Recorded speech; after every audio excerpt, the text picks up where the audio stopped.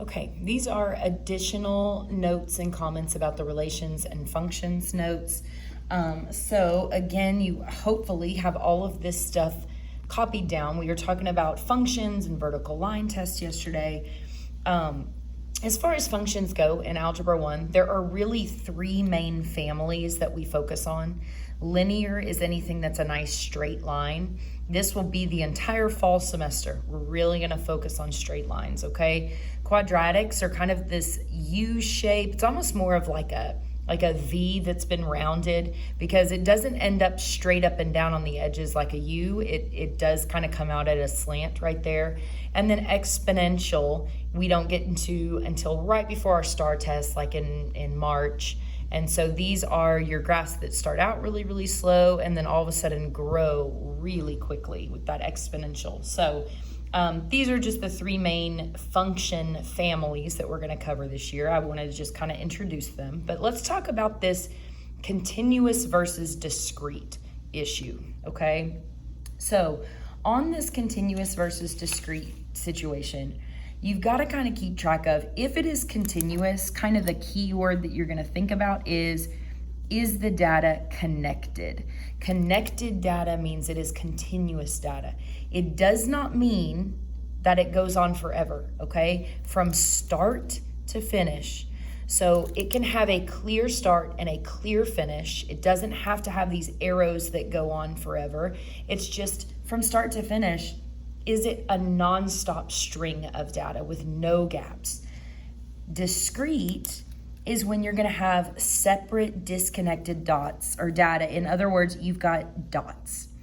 If that data has gaps in it where you're not filling in between, then all of a sudden you're talking about a discrete situation. So if I go look at these function cards again, okay, if I'm talking separate dots happening where there is a very clear gap between those 2 points that nothing is happening, that is going to be a discrete situation. If it's a connected, continuous line of data, that is going to be continuous, okay?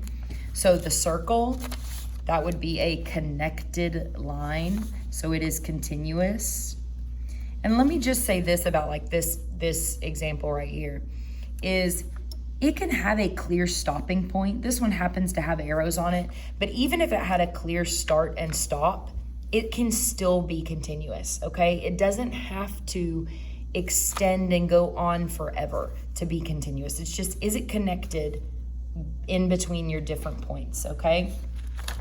When you get to a situation like a mapping, there's really not enough information here to tell me if I'm connecting between 5 and 10.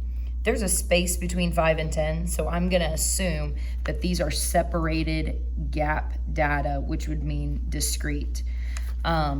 Even if your numbers were back to back to back like this, 2 and 3 and 4 and 5, there is a gap between 2 and 3, right?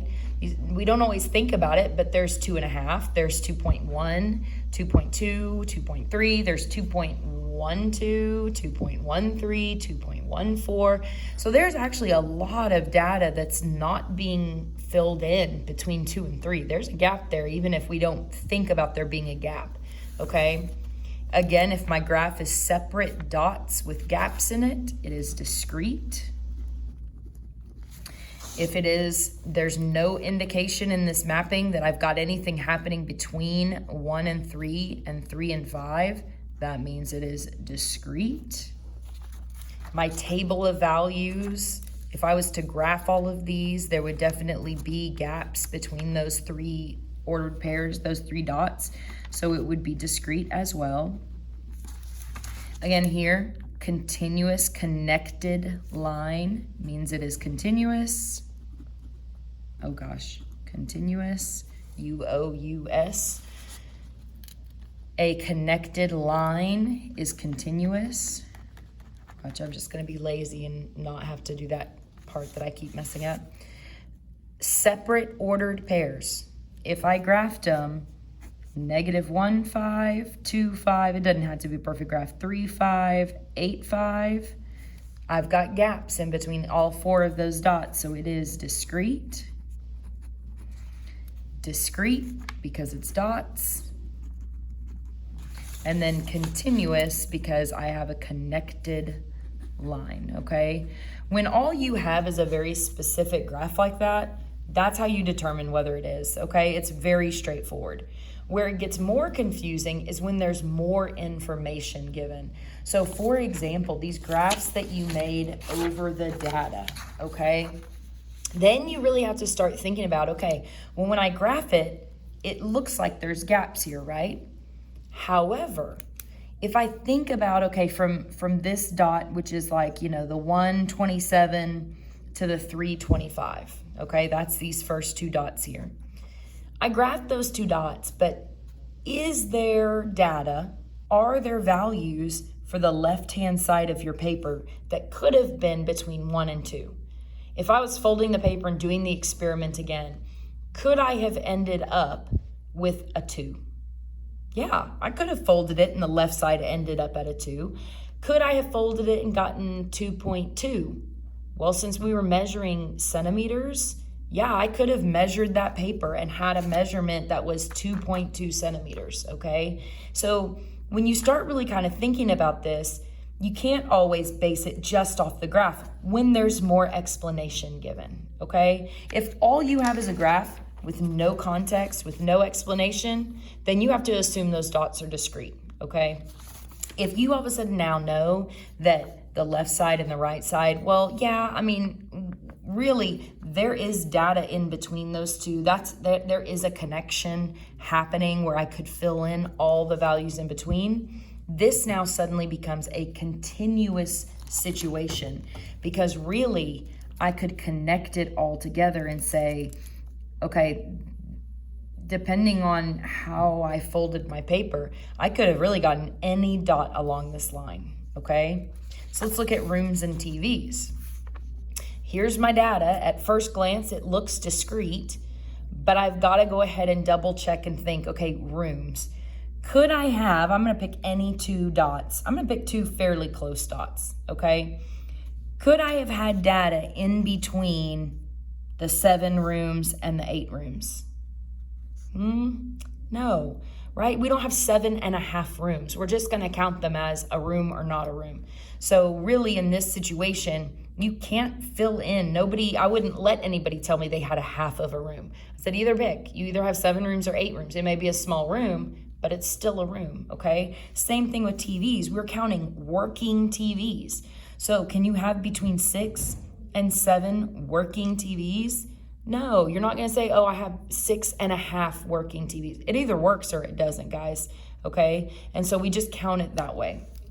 If I go on to the next one, time and temperature, well, could I have times between 30 and 60 seconds?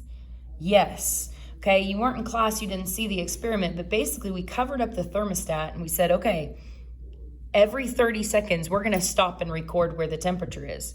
Well, there could have been 45 seconds in between. We could have measured it every 15 seconds. We could have said, okay, 30.1 seconds. We're gonna measure it at every 10th of a second. It would have been really hard, but we could have done it.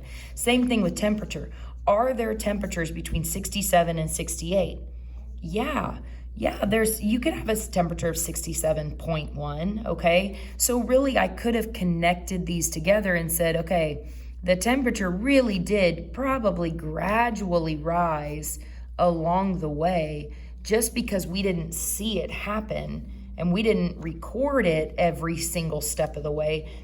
Temperature works where it rises from thing to thing. It doesn't just instantly flip to the next temperature or to the next degree, okay? So this is actually a continuous situation. Time and temperature are both values that you can measure with little decimals, every value in between, okay? The dice example, okay? So between 2 and 2 seconds and 4 dice took 5 seconds.